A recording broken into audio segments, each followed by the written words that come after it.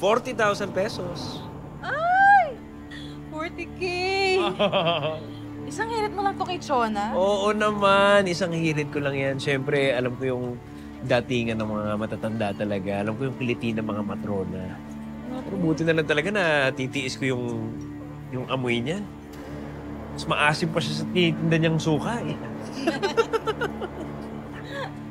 Ubusin natin yung pera niya.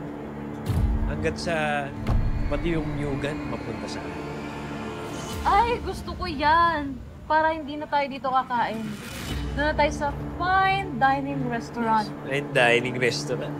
Talaga yun eh, di ba? O tara, kain na tayo.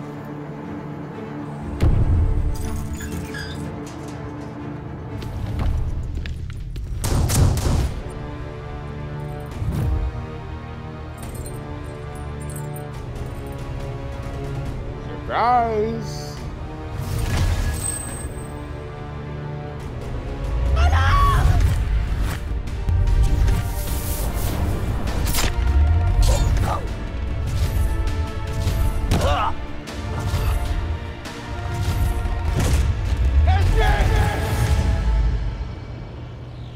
Huwag kang mag-alala. Dahil hindi pa kita papatayin. May hinihintay pa ako. Pero ngayon, pahihirapan na muna kita.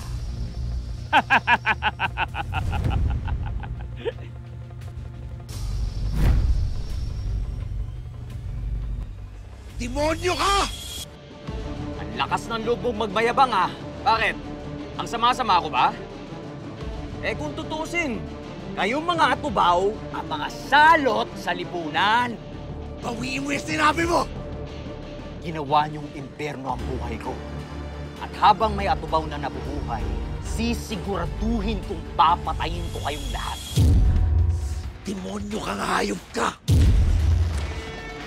Huwag mong idamay ang lahat ng kalahi ko dito! Akala mo natatakot ako sa'yo? Sinusumpa ko na pagbabayaran mo lahat ng ginawa mo sa lahat ng kalahi ko at sa lahat ng mga mahal ko sa buhay!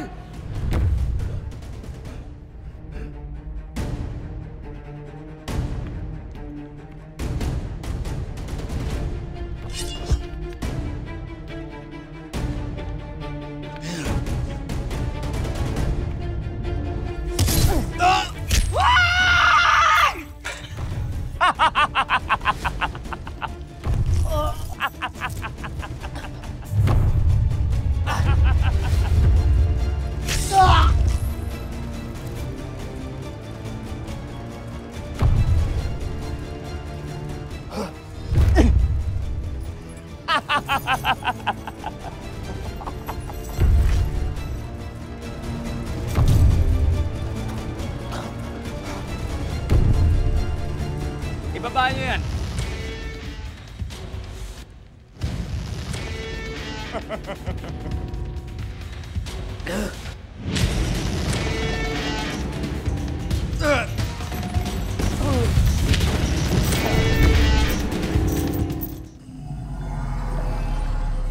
Pinain ni Lolong ang sarili niya para mahanap ang kuta ng mga grupo ni Julio.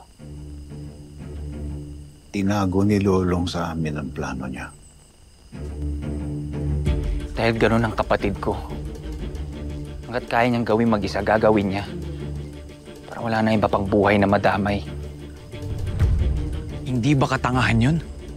Ginawa na niya ang ginawa niya. Tanging magagawa na lang natin ngayon ay ang tumulong.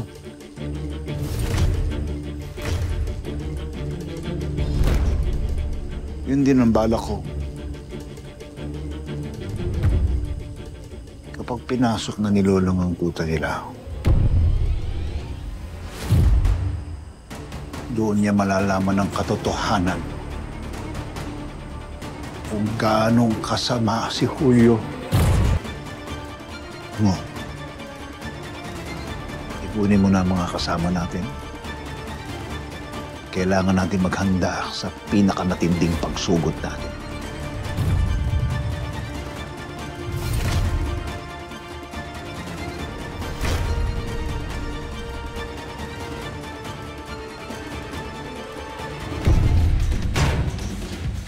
kawalan nyo din to. Hayaan yung kapwa atubaw niya magpagaling sa kanya. Siguraduhin mo, makakalaban siya sa ring. Ha? Subukan yung tumakas. Kayong dalawa. Uubusin ko ang lahi ninyo.